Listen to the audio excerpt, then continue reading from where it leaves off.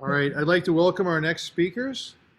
We have Mark Jaster and Ted Ibsen, and speaking today, and they'll introduce themselves and go through some slides, and we'll take some questions at the end. The topic is Phishing Phish and other games on the way to work. So I'll let you take it away, Mark. Hey, John, thank you so much. I hope you can hear me okay and the recording's working. All right. So, hello, Iowa. We're excited to be with you this afternoon and have a chance to talk to you a little bit about that topic, phishing kind of games in cyber skills development for newcomers as well as for old hands, or at least those that are interested in improving their hunting skills. You've probably seen this kind of a title page before today, since it's a day of remembrance. So I won't belabor the point, but to just comment, there's a special reason why we're showing this today for our company. And it's not just because 20 years ago we were under attack physically. We're under attack from in a cyber war today. And the reason this is especially important to our company is because the name of our company comes from that date. And let me see if I can get my screen to work here. Name of our company is 418 Intelligence. And so I won't spend too much time on this, but 418 comes from 9/11. 418 stands for April 18th, 1775.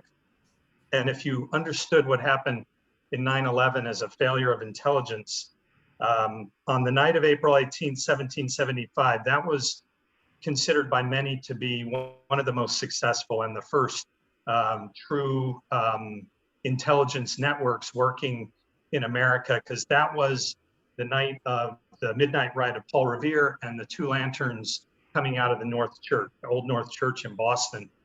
The purpose for that being the inspiration for our name is we are a kind of modern day militia band of people that understand what's happening and are observing cyber attacks to inform where those attacks are coming from and what to do about them. So we borrowed our name specifically as a positive counterpoint to 9/11. It just happens that that's the day today that we remember the attacks. And so I wanted you to have that background because it sets the stage for what we're doing as a crowdsourced cyber intelligence proposal or company. So my name again, it's Mark Jaster. I'm the founder and CEO of 418 Intelligence. I'm connecting to you today from Northern Virginia outside Washington. I won't give you a lot of my background, but just tell you the company was spun out of work that was originally done by the intelligence community to look at how to do a better job of making decisions on intelligence and to not make those same types of mistakes that caused intelligence to be overlooked in the attack on 9/11, 2001. So I want to introduce and let Ted Ibsen introduce himself, and then we'll jump right into the presentation, which we call Phinding Phish and Other Games on Our Way to Work, subtitle the 418 Tradecraft Cyber Jobs Incubator. Ted, you want to give him a few minutes on your background, please? Sure. So I'm Ted Ibsen. I'm talking to you today from outside of Seattle. I have been in cybersecurity for over 20 years. Prior to that, I was in law enforcement. I was a detective with the Seattle Police Department. For a time there, I was part of the criminal intelligence section. So doing crime analysis and doing link analysis on organized crime and those types of things. And I was also very early on doing cyber work. I was doing computer forensics back in the mid 90s. So I like to say I was doing cyber before it got cool, right? And so I've been working now with Mark and with 418 for some time now. Over the last couple of years, I've been more involved in trying to build out educational programs to get more people into the cyber field, because as we all know, there's a real void of qualified workers. Thank you, Ted. So as we sort of set the stage, you're going to hear today, if you're someone who's interested in entering the cyber workforce, or maybe you've been in cyber and you want to improve your skills, or maybe you're a company and you're looking to have some new ways to acquire talent and even develop and retain that talent after you brought them in. This session is for you. This approaches cyber skills development and hunting in a new gamified way in a program we also call Tradecraft, but you might also call this presentation 418 Hillbilly Hunting, and here's why. I want to introduce you to Brian. Brian is a military veteran, was with the United States Air Force, as I was too earlier in my career. He's from rural Eastern Kentucky, the part of the country that used to have a lot of jobs in mining coal and now has none. He's got an AAS, an associate's degree in IT, and since about 2016, he was trying to find work in that field in IT, but there aren't a lot of IT jobs in rural Kentucky, and that's the case in a big part of our country. So in the fourth quarter of last year, he joined our first cohort in Tradecraft as a pilot to see if our platform and some training that we specialize in around adversary tradecraft and coaching with people like Ted could solve that problem of how do you find jobs for people that are in a rural section of the country that are trying to do cyber work and have never done that before. And so I'll fast forward 6 months later, Brian had a job that he has today as a remote cyber analyst working for a managed security services provider starting at a little over $60,000 as an entry-level wage. That's more than double the average of his county, his entire county's average salary. And at this point, it allowed Brian to even buy his first home. So this is what we're doing with our technology today, is finding ways to give jobs and bring skills to people like Brian so they can get their first jobs or develop their skills as cyber hunters.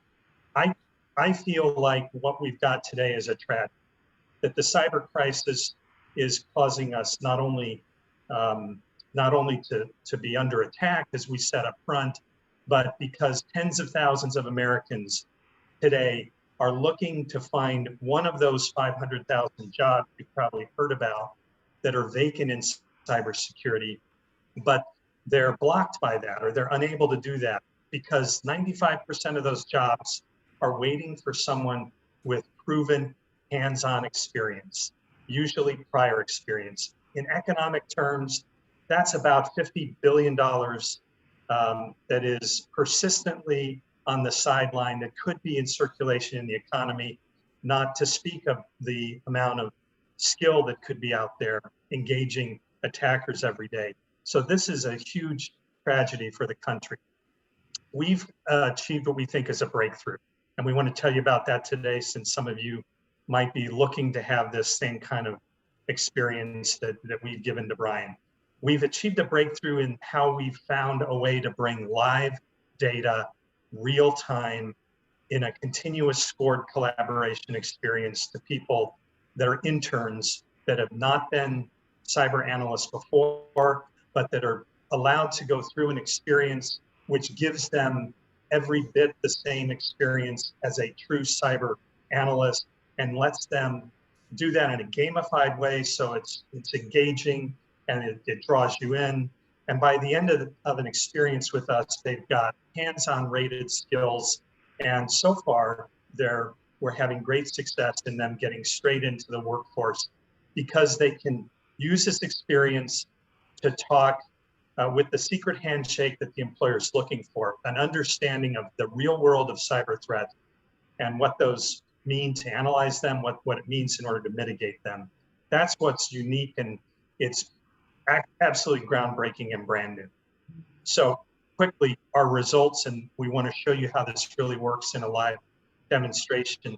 But over 80% of that first cohort that Brian was one of, that were all unemployed, all working in the coal fields or living in the coal fields of Kentucky, were hired in that first pilot that ended just a few months ago at the end of June this year. None had prior experience, and they are remote cyber threat analysts today, working for companies in Houston, in Chicago, making mid-60s and having a life-altering experience. At the same time, this approach, which is really about kind of community defense, has started to penetrate the local employers in Kentucky. Their largest wireless providers now starting a pilot with us to explore using our approach to defend their community of small businesses that use their systems and their connectivity. So very quickly, this is what this approach looks like. You've got, and in the center, our platform called Foresight. And what's critical in this picture for you to think about is the people that are working our platform, just like Brian, we're all student analysts. They're engaged live with using data that comes directly out of a couple sources. I'll show you one of those in the next section of this presentation. But today, the concentration is live phishing threat data. So live phishing threat data comes to us in our platform within minutes of it having appeared on someone's desktop that's in a community population. And by working together and with experts, they can, like Ted, they can understand and analyze a cyber threat and come up with a mitigation plan. This is how they can essentially have an experience that's equal to a security analyst to get that over that hurdle with an employer or with in a first interview, that they actually understand that secret handshake. So keep this picture in mind, because we're going to now introduce to you the first part of this experience, which is how do you get access to real live data? And if things go well, I'm going to click on this link, and we're going to see a recorded video from Terry McCorkle, the founder and CEO of Phish Cloud, which is our partner that we integrate with that brings phishing data directly in real time to our Foresight platform. Keep your fingers crossed. At least this worked before. All right, looks like we're going to have success. And I'm not seeing it on the screen, though. I think maybe it's on a different monitor. Did you tell me you can't see that right now? I don't see the video. Okay, let me see if I can change my sharing, and we'll get to that.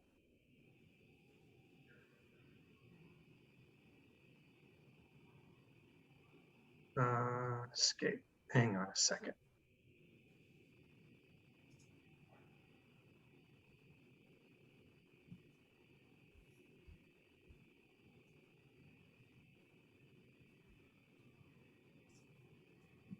Can you see my screen now, Ted? No.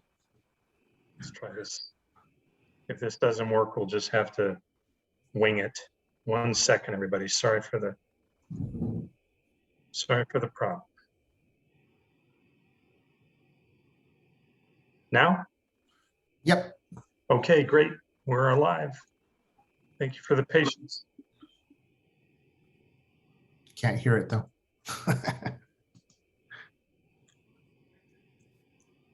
You can't hear him? No. Okay. I've had this Zoom problem before. It's a setting in Zoom. You can bear with me, everyone. We'll try and get this fixed. Otherwise, we'll just talk through it. Got back over to Zoom.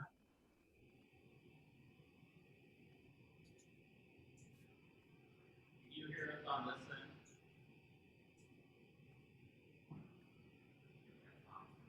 Where is that setting?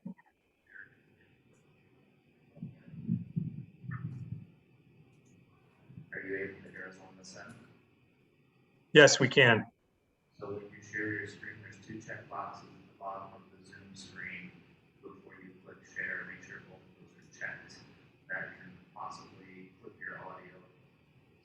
say optimize video for sharing. Right. Couldn't quite hear you very clearly. So let's see. When you click on the share screen button down at the bottom, there's Yep. usually 2 check boxes at the bottom before you choose your screen. Make sure both of those boxes are checked, and then share your screen. That might get your audio back. But is it in the advanced sharing links? So you just click the normal share screen button and it brings up like the various desktops you can share or whatever. At the bottom, there's a share sound checkbox. Oh, I see it there. Thank you. Got it. Let's see if this works now. And share a little bit about what we're doing to empower people in cybersecurity. Is that good, Ted? So my background with multiple decades in cybersecurity now, I spent a lot of time actually doing red teaming and pen testing and sending phishing attacks. And some of the things we learned led to us understanding that if people are given the opportunity and given the right tools, they will oftentimes make better decisions. So today I'm going to show you very quickly what we developed and how that ties into what Mark's about to show you. And we're very excited to be working with Mark and his team and be able to bring new innovations to the world that you're about to see. So Phish Cloud has been developed so that people can have real-time indicators in any application they use on the desktop and give them the real-time notifications and ability to check and unshorten any link on the internet and get real-time feedback. Now, in order to do that, we also made sure we focused on privacy and we focused on anonymization. So our endpoint solution allows us to have an anonymization layer, which means we don't have to collect any additional information, and we can use a tagging system to let our partner companies know what's going on. So here's an example for example, Edge using Bing, and this is Firefox using DuckDuckGo, and another example in Outlook desktop. Now, the point of this is users are now seeing threats from many different sources, and we're set up so that we can actually help understand those sources, help the users be better at detecting what's going on. And then in real time, through our anonymized network, we're able to share that information with analysts so that they can very quickly get eyes on it, understand if it's a threat, and get it back out to our community in real time. So our green, yellow, red motif allows our entire partner ecosystem to update those links and verify whether it's safe or not in real time, all the way back down to the desktop. So hopefully that gives you a good understanding of what Phish Cloud is doing and how we work with Mark. Again, very excited to be here and very excited to be working with him to help train the next generation of cybersecurity analysts and bring new capabilities to the cybersecurity world. Thank you. Hey, thank you. I'm going to jump back over to the presentation and we'll pick that up right from there. So let me just mention while I'm doing that, you saw some links, you saw some green boxes around some of the links that you were paying attention during the video. What we're going to show you is when those boxes are yellow, essentially when there's when a link is known, those links come directly into this platform called Foresight. That's how we give people that are in these internship programs or analysts a live experience with live links. So what Terry showed you means that real threats that are hitting browsers, hitting inboxes on people's desktops are evaluated in real time, red, yellow, or green. And if they're unknown, if they're new links to the world, which is typically why they're yellow, they come immediately over to this platform. And this platform will typically receive one of those threats within about 5 minutes of it having been first seen on a desktop.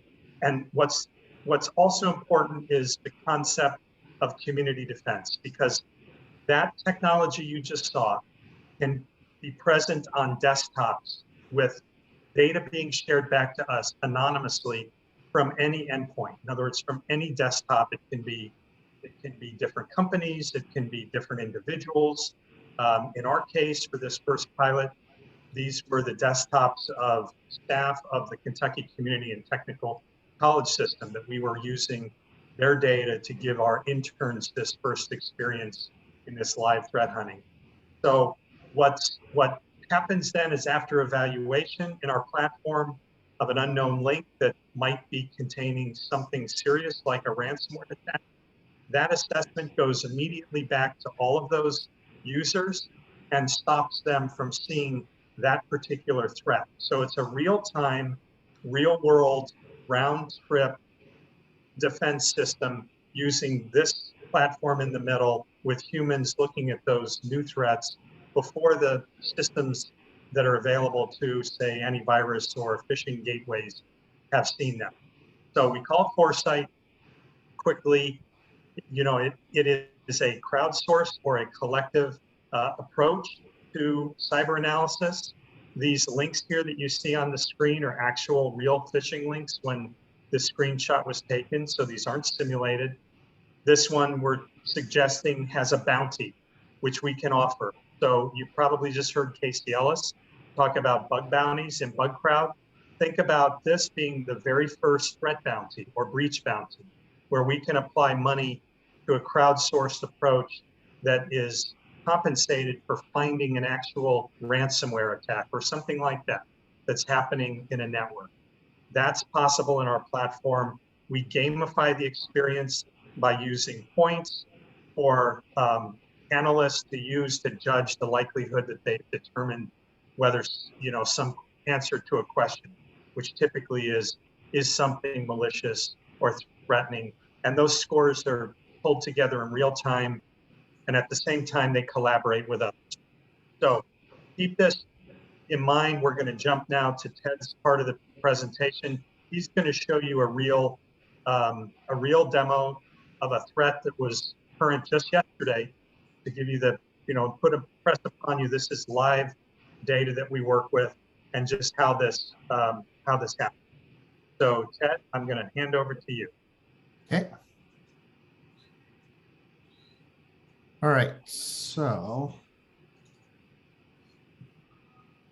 are you able to see my screen?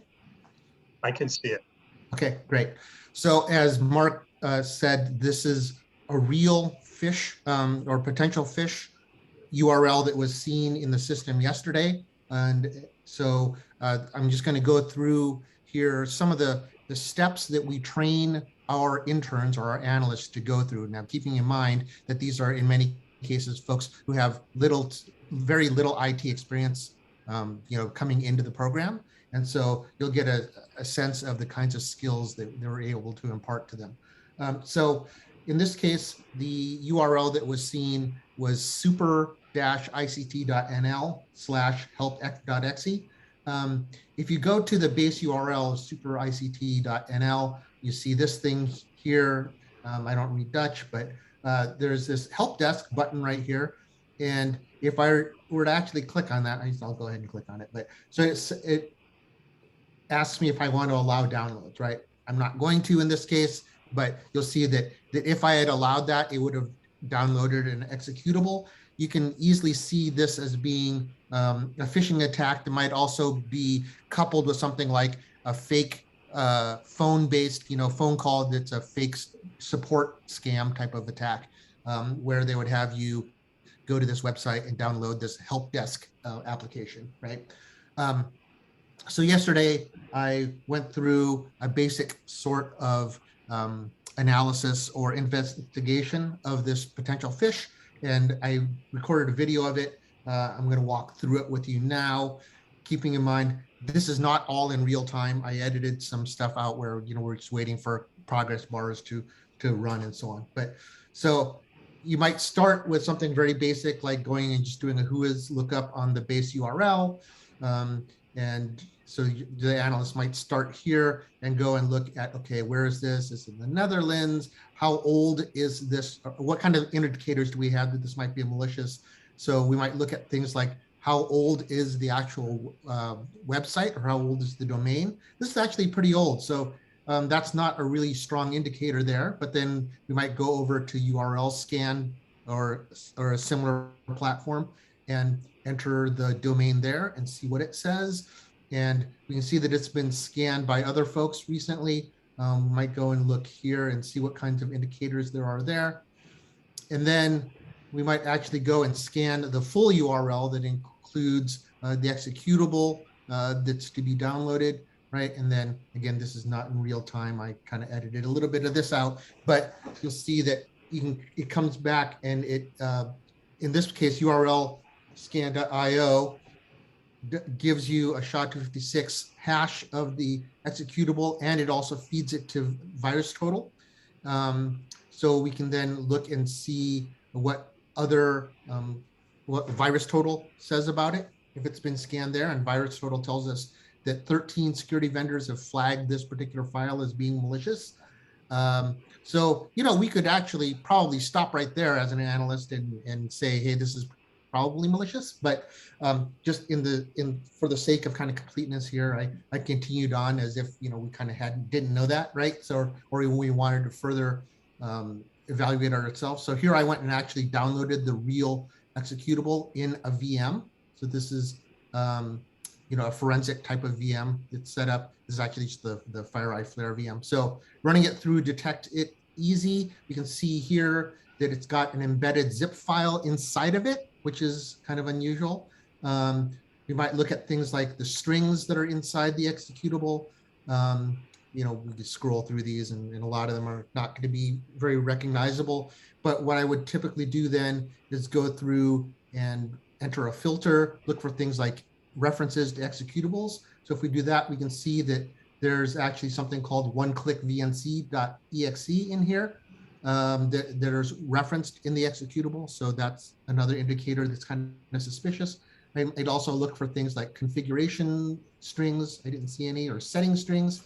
Now here in this setting string, the second one there might be a little hard to see, but it looks like there's actually an embedded socket information there. So it looks like maybe an IP address and a port number, which I would take note of and look for later, as well as looks like it's probably going to drop this executable oneclickvnc.exe into a temp directory for this machine. So these are more clues for us to look at later, right? But there's the socket, or the socket information. We might also then, the analyst might also then use other tools to look at this thing. So let's see here, so making sure that we're using the host-only adapter to isolate our victim machine initially from the internet, and then you know, go ahead and get ready to detonate this thing. So we might start up something like procmon from sysinternals and set up a filter so that we're only looking at the things that that help.exe actually starts, right? So otherwise we're going to have lots and lots of noise. Then we would set up another thing like Process Explorer, and we might start up Wireshark so that we're ready to see whether this particular suspected piece of malware is trying to make outbound connections. We might start PE Studio to look a little more in depth at doing some static analysis before we detonate this thing. So you can drag and drop that executable into PE Studio, and then look at things like you know, the headers, looking for atypical types of names of headers or resources in this thing. So we can see here, I pause this, that there's this section UPX1, right? There's also a UPX0 if we look at it. So we know that this is a packed binary, which is also an indicator that it might be a piece of malware. Might look for other types of indicators within the binary. You know, we go over a very basic malware analysis for our students. We certainly don't expect them to become experts at reverse engineering binaries, right, in the short training period that we give them. But we give them enough skills to be able to do things like use these types of tools and look for common indicators or red flags. So in this case, looking at some of the language indicators in here, we see there's Russian strings in here, so that's an indicator that this might be something of interest, and so on. And we can also see at the bottom there's an overlay again, validating for us that there is a PK zip element that's embedded into this binary, which is a good indicator that there might be something afoot. So then once we kind of are, again, this is, a very rapid look at things, right? If we were to find things of more interest, then we could certainly do a much deeper dive into these things. And of course, depending on the experience level of the analyst, they'd be able to do additional analysis and so on. But then we can basically get to the point where we're ready to go. PE Studio also allows us to look at other types of indicators here, which gives a little assistance to less experienced analysts. But then once we've kind of gone through the steps of doing as much static analysis as we can for this particular binary, then we can jump into doing more, into actually getting ready to detonate this thing. So let's start up Wireshark. Let's get it listening on the local Ethernet or the virtualized Ethernet interface, right? Let's start capture in process monitor, and then go ahead and just execute this thing and see what happens, right? And so we can immediately see a whole bunch of events start spawned there in process monitor. You can see that this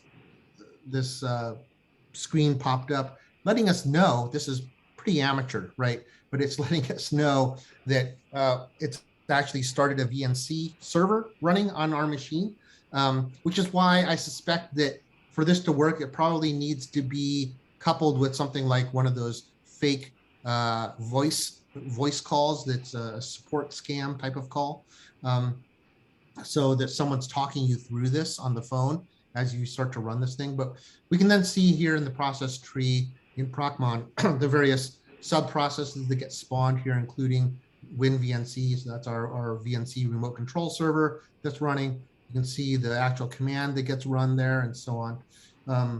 And over in Wireshark, we can look at some of the network activity over there.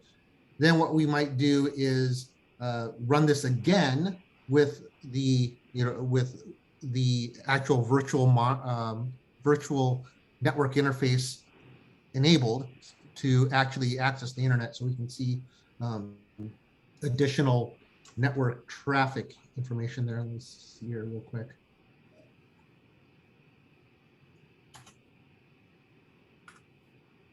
I'm not getting my video playback controls here. Okay, well, so we're going to enable this as an added adapter now, and then run this again, and we'll see that we can actually observe it trying to do some, trying to actually get in control or connected to a command and control node. So this will give you a sense of the kinds of skills that we're giving to our, let me speed this up a little.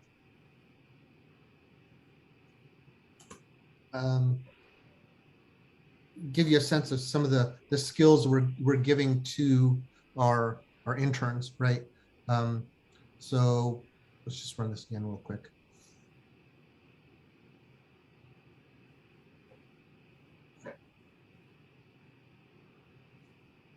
Okay, so now we can see that actually it's connecting to, or it's trying to connect to 80.101.84.110, which, by the way, is the IP address that was listed within the binary when we were looking at the strings inside the binary, right?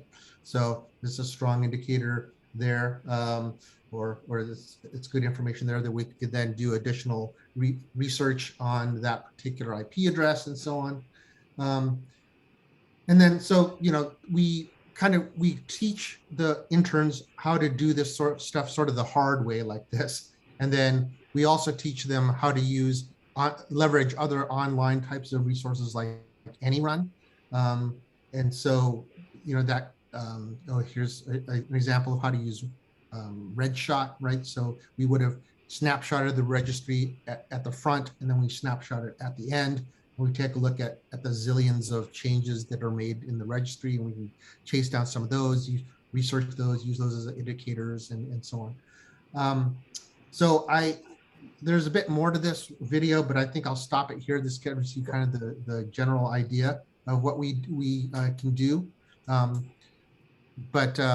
This is the types of skills, again, that we're providing to folks who have had very little exposure to cyber, if any at all, and really gives them enough skills to very quickly triage and investigate a potential phishing or a potential exploitative and malicious site or file, and then immediately feed that back into the system and feed that back into Phish Cloud, which, as Mark alluded to, then gives real-time feedback to users, and and gives them, will turn that unknown link from a yellow to a red, so that all future users know that that's a malicious, unsafe link.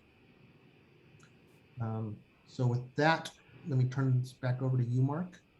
Okay, I'm going to go back to the presentation. I think I'm going to go to my live demo and show you what it looks like when we're running Phish Cloud. I'm sorry, when we're running Foresight live. I'll give you a quick intro. That wasn't what I wanted.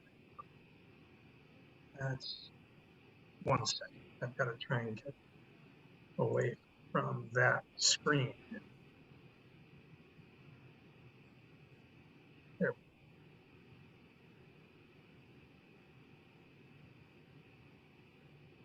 Never easy. Okay, so I think you all can see. So this is the site. This is the actual site that Ed was just talking you through. It was, and you can see there's a leaderboard over here. So we score people, and they score up and down the leaderboard.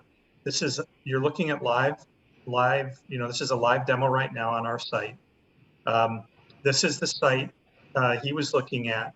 It was delivered to us just yesterday. So it was a brand new phishing threat yesterday that we looked at to investigate whether it was serious, because it showed downloading behavior. We investigated it further. I'm going to focus on that question and give you a sense of what an analyst does after he's done what Ted just did. He walks through and puts in judgments on, or she, on judgments on the assessment that they've been asked to perform. What's your confidence that this site is malicious? In this case, it had the exe download along with it. And they contribute as they go through making judgments from, and they're always asked to evaluate things in terms of probabilities. So it started at a 50% probability, a coin flip of being malicious. Our intelligence background analyzer came up with a 60% probability. That gets uploaded into our platform and activated with a reason. But this was only 23 hours ago, that's true. 2 hours later, it had been picked up by the analyst. The analyst saw a DNC server, this would be Ted in this case, looking for remote control, so changed the probability of maliciousness upwards to 85%, and found later Russian binary strings with attempts to reach out to C2. So pretty conclusive that this is a malicious site. When that's done, that individual large gazelle, everyone gets a code name, has been credited on their trading account with basically an expected value of their bets being correct or their inputs being correct. So immediate feedback on what their score looks like relative to everybody else. That hits directly and immediately in the leaderboard as well. And then they submit their findings through a series of case notes. So here's Here's a case note that was submitted by directly on the URL scan page that you probably saw when Ted looked at it. So you can go through as a collaborator or as a coach or a manager and see exactly what people are doing. They get the experience of working directly in a SOC. They get to collaborate with others in a screen that we call collaboration, so they can chat directly. They can chat with people from across the world. In the first time we did this, we had analysts in Louisiana that were college students working with securities operations center analysts in India and in London, collaborating to find another Russian malware site. The next time we did this with our Kentucky interns, which was really our first full-time run at it, they found within the first week a campaign coming out of China. Live data, live threats changes really the nature of the experience they have because they see what happens in the real world.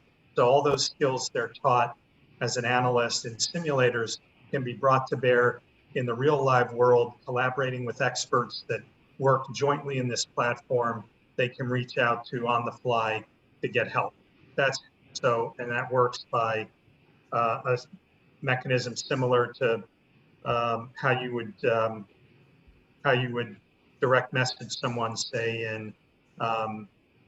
in Slack, for example, if you're familiar with that platform. So if I were to complete the step I'm on right now, I'd be sending a direct message to Large Gazelle, which is a code name that Ted has in this case, and I'd be sending him a message to take some action. You can see that's what's happened in these comments here. Most recently, a question about whether this might be a threat actor group that's been associated with some of the more recent ransomware attacks against technology companies. Those comments go right into an inbox where you can directly link back to where you're being messaged from. So the platform's designed for people that are newcomers to cyber to get access to this kind of live, real world live data. All of these links here are live. I can show you how fresh they are. Over here, we might even see some new links that have come in since this morning. And absolutely, in fact, here's a new link from Russia that was submitted 4 minutes ago. Here's a new link from that looks pretty benign, but some of these links might very well be, other attacks that are being formed. These links came directly out of Phish Cloud, and that's how it works. So an analyst that's working in this data can see real data while it's live, while it's trying to maliciously infect a host and investigate that. When they investigate it, they get payoffs for it. They get in the form of points. They generate those reports, as I showed you, putting those notes together, and they basically conduct an analysis like a securities operations analyst would, and then they get to collaborate with others that are in the system too, experts or a coach. When their work is done, they ask their manager to judge their work by selecting a box which sends directly their last work over to their manager for scoring. So I'm gonna drop out of this and go back to the presentation and we'll wrap it up. I think we've just got a few minutes left. I don't know if anybody will have any questions, but let's see if we can return to the sharing screen. And no, I think we're good. No questions at the moment. No questions at the moment. Well, so I guess last parting thoughts. So the experience you saw today was real. It wasn't, and it was happening in real time. That link that Ted looked at was introduced just yesterday to a global threat hunting community. So our analysts get to ingest that coaches get to select those links and bring them up into a follower group that they're teaching. And these newcomer analysts can prove their skills to employers like another one in our cohort did, who's working for a company in Chicago now. A week after he got that job, he was already using the skills he learned in the platform to analyze suspicious links. So from here, where we're going next is we're adding in new data sources to go directly out of endpoint data from companies that might want to host their interns in the platform and put them through their paces on their own actual event data. So we'd love to entertain any questions you might have, or if any of this wasn't clear, clarify those points before we let you get back to one question here, and I'll comment to the audience, the recording will be up in about a week on our YouTube channel, CornCon.tv. There's Mark's email and information. I'll be reaching out to all the speakers to get presentations that we can link along with the video, because sometimes I think the Zoom video is pretty good, but sometimes it's nice to have the presentation as well. You have a question? Yes, I'm not sure if you answered this, but how would young people approach your company to get involved? Or someone like myself is mentoring someone. Do you find out applicants, or do they approach you? Right now, that's a great question. If you want to take my email down and email me, we can start working with you or others in the region about creating a cohort. The current way we're doing this is through cohorts. Typically, we partner with a college, like a community college or a workforce board, and they help us recruit in the region people that might have been through a certification course, or it's a company that's wanting to start developing the local talent. Either way, we then bring them in, get them the extra training they may need in order to do the kind of analysis Ted walked you through, get them in a cohort with a coach, and then they can do this virtually. We've been asked to do this for high schoolers, so we're doing a version of this for high schoolers, probably with a partner that's going to allow for a virtual range, a portable virtual range to be hosted in the schools. So it's coming into the market right now. We'd love to talk with you about how that works. And depending on what you might have in mind, a community college network that wants to let us use wants to have their data be part of them, bringing the workforce of the region in to cyber jobs, like we did in Kentucky, is a good pick. All right, well, thanks again, Mark. We really appreciate your time. It's been a good presentation. Let's thank our speakers. And you have Mark's information if you want to reach out and ask me other questions or learn more. All right, thanks for joining us at John, thank you. To both of you. Have a great rest of your day. All right. Bye, Iowa. Bye-bye.